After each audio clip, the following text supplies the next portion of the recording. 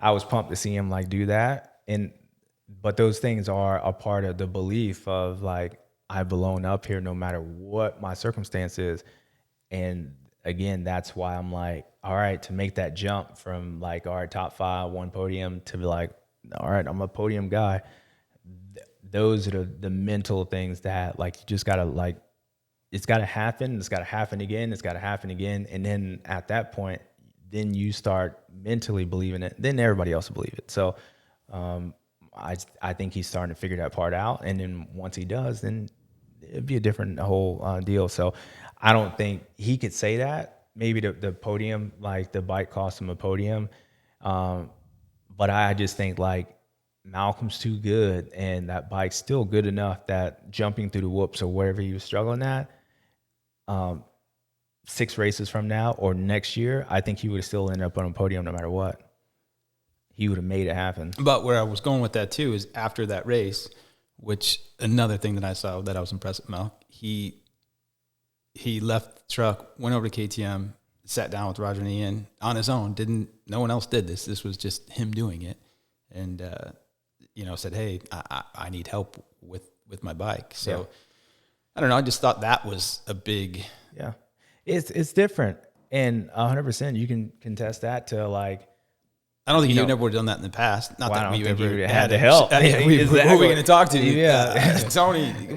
Yeah. I mean, that part, that's where you look at the whole picture. Like there's so many things that change with Malcolm. That's now he's in a position where I tell him, it's on you. Like, no, that's what I'm saying. Like he went and there was an issue. He went over and he addressed it and they're fixing it. Yeah. And a part of that, like there's people there that can help him on there. And even if he gets help, or I'd say, hey, like do this, there's somebody that you can relay that message to that will get it done before. Like he hasn't been in those situations for that long. So 100%, like, yeah, all that, like he's doing different things because he's in a different circumstance. And I think Eldon and all the off season and everything that's happening, like there's a long-term picture. He's racing outdoors this year. So his whole mindset is all year long. So he's coming up. And even like the Eldon thing, like he's in a pretty good situation too.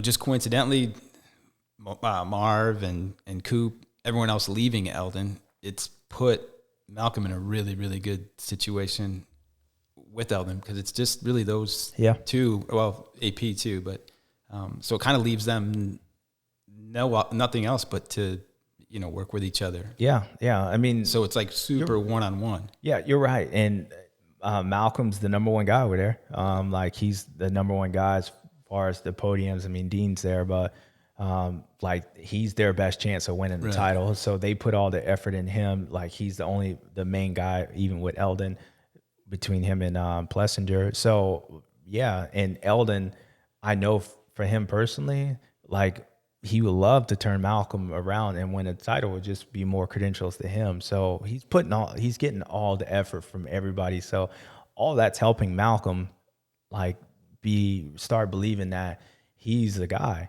on there, like, and not just hearing it, but him truly believing that he's the guy. And that's where I keep going back to the fact is next year, this time, if you put him in the same situation, he will make it happen because he's a guy on there, and it's a process that's happening to him. So yeah, we'll see. That's where I look at Eli. He believes he's the guy now. You can tell from everything, the way he jumps, the whole shots, like on there. In his interview, like he said, he was like, "Damn, I actually won this first race. Like y'all in trouble." Like, yeah, I mean, the only weakness at his part was maybe the upstairs game. Oh shit, if he's believing that, you boys in trouble. Yeah, his upstairs game's good now. Yeah, he's starting to figure. But again, we got 12 races left, and you never know. Hey guys, what's up? It's Bubba. If you enjoyed that episode, make sure you click on this link right here to hear the whole thing. Take care.